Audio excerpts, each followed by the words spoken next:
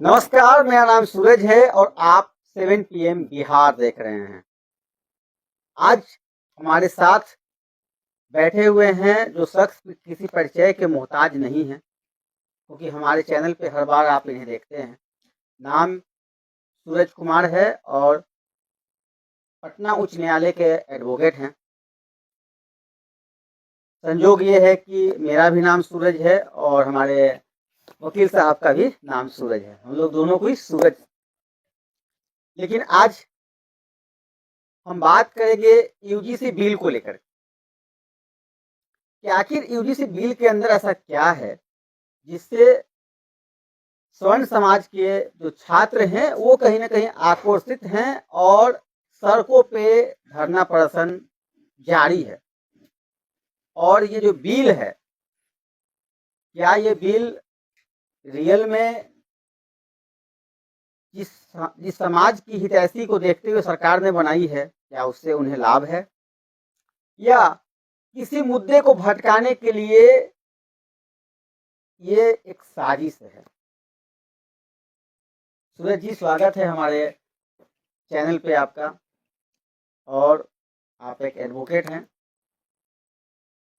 कानून के अच्छे जानकार भी हैं और एक बात ये भी है कि निःशुल्क कानूनी सलाह भी देते हैं। तो सूरज जी, हम आपसे बात करेंगे यूजीसी कानून को लेकर के। क्या है ये यूजीसी कानून जिसे लेकर के जो छात्र हैं वो सड़कों पे हैं? सबसे पहले आपके चैनल के सारे दर्शकों को मेरा नमस्कार। और जैसा आपका प्रश्न है कि यूजीसी का जो नया नोटिफिकेशन आया है, जिसमें कैंपस में सरकार का ऐसा कहना है कि जो जातिगत टिप्पणियां छात्रों पे की जाती हैं, स्पेशली जो छात्र ओबीसी और एससी वर्ग से बिलोंग करते हैं उनको लेके, और इसके तहत जो जातीय भेदभाव है उसको रोकने के लिए सरकार ने यह बिल लाया है। मैं बहुत स्पष्टता से आपके सामने ये बात कहना चाहूँगा, क्योंकि देखिए, कानून लाना सरकार का काम ज़रूर है, लेकिन उस कानून का एक्सेप्टेंस, उसकी स्वीकारिता पूरे समाज में हो, समाज के सारे लोग उसको आत्मसात करें और जिस उद्देश्य से जो कानून लाया जा रहा है उसकी पूर्ति हो, ये बहुत महत्वपूर्ण है। क्योंकि समाज में कानून आता तो है, लेकिन सोशल ऑर्डर, पीस, ट्रैंक्विलिटी, ये सारी चीज़ों को भी देखना सरकार का काम है। क्या लगता है कि जो सरकार ने जो ये कानून लाया है कि स्कूल कॉलेज के कैंपस के अंदर जाति सूचक शब्दों का प्रयोग करने पे अच्छी बात है, लेकिन ये किसी एक जाति की तरफ ही क्यों? क्या जो निचली समाज के लोग हैं, क्या अगर वो फॉरवर्ड समाज को अगर उनकी जाति का नाम लेकर गाली दे तो क्या उन पे एफआईआर होगा कि नहीं होगा? देखिए, हमारा ये कहना है कि देखिए साहब, एक महत्वपूर्ण प्रश्न हम लोग के बीच ये होना चाहिए कि सरकार ने, जो मौजूदा सरकार ये बिल लेके आई है, इससे पहले सरकार ने देश में कितने विश्वविद्यालयों में शिक्षा की गुणवत्ता सुधारने के लिए ठोस कदम उठाए हैं। लोगों का ध्यान इस तरफ भी जाना चाहिए कि देश भर में कितने विद्यालय बंद हुए हैं। हम भी तो मीडिया के माध्यम से सूचनाएं एकत्र करते हैं। मैंने एक एडिटोरियल पढ़ा था किसी न्यूज़ चैनल में कि न्यू एजुकेशन पॉलिसी के आने के बाद देश भर में अलग अलग जगहों पे कई सरकारी विद्यालय बंद हो रहे हैं। ये भी देखना होगा। जहां राइट टू एजुकेशन बिल लाया गया था इस देश में 14 साल से कम बच्चों को निःशुल्क शिक्षा उपलब्ध हो, इसके लिए राइट टू एजुकेशन एक्ट लाया गया था। क्या हमने उसके ऑब्जेक्टिव को अचीव किया है? आपको इस चीज पे चर्चा करनी चाहिए थी कि विश्व में जितने भी 10 बड़े विश्वविद्यालय हैं, क्या हम जिस देश में रहते हैं उसका एक भी विश्वविद्यालय उन मापदंडों पे खड़ा है या नहीं है। सूरज जी, दुखद ये है कि आज टॉप 10 यूनिवर्सिटीज में भारत की एक भी यूनिवर्सिटी नहीं है।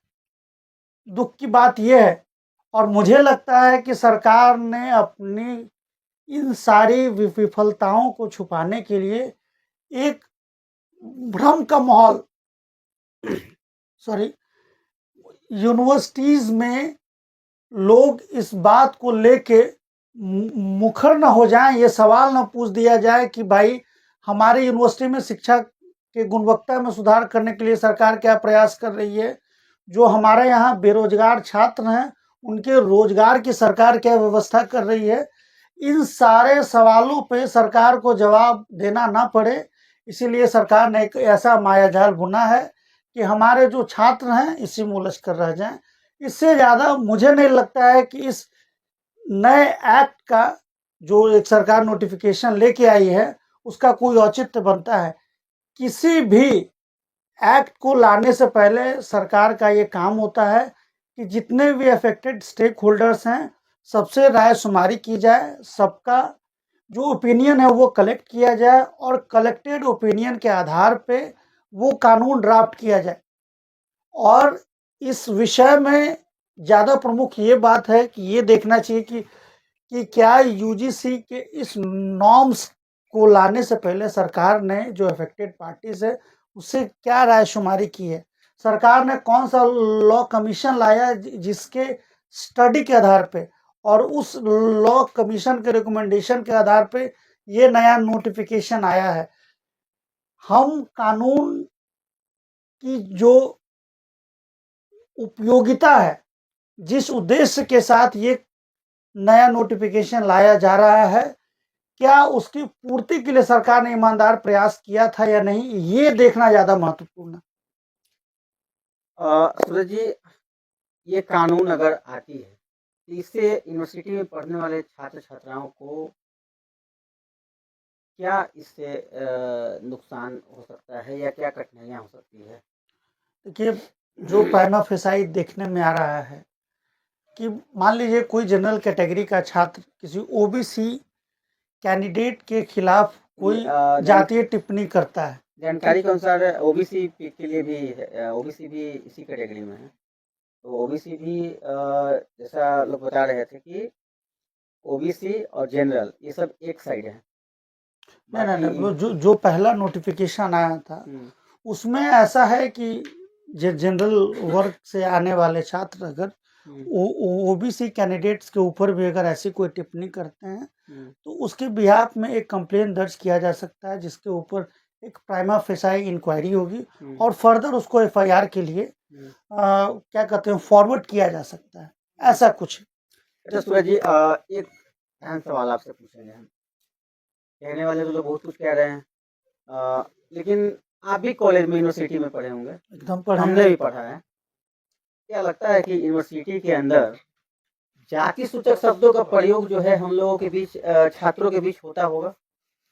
देखिए, इससे इनकार नहीं किया जा सकता है। देखिए, जहाँ अच्छे लोग हैं वहाँ कुछ बुरे लोग भी हैं, लेकिन उन सबको टैकल करने के लिए हमारे यहाँ पहले से प्रावधान आईपीसीज में भी है, अब तो बीएनएस हो गया, SC/ST एक्ट भी हाँ है। SC/ST एक्ट भी है।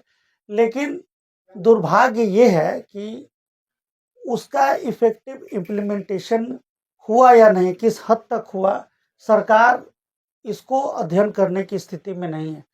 सरकार पुराने एक्ट्स के इम्प्लीमेंटेशन के अध्ययन को छोड़ के अपनी नाकामियों को छुपाने के उद्देश्य से एक नया कानून ले आती है।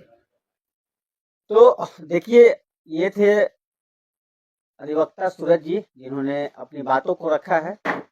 अब आपकी क्या राय है हमें कमेंट बॉक्स में जरूर बताएं। आज के लिए इतना ही, फिर मिलेंगे किसी नए एपिसोड के साथ। तब तक के लिए हमें दीजिए इजाजत। नमस्कार।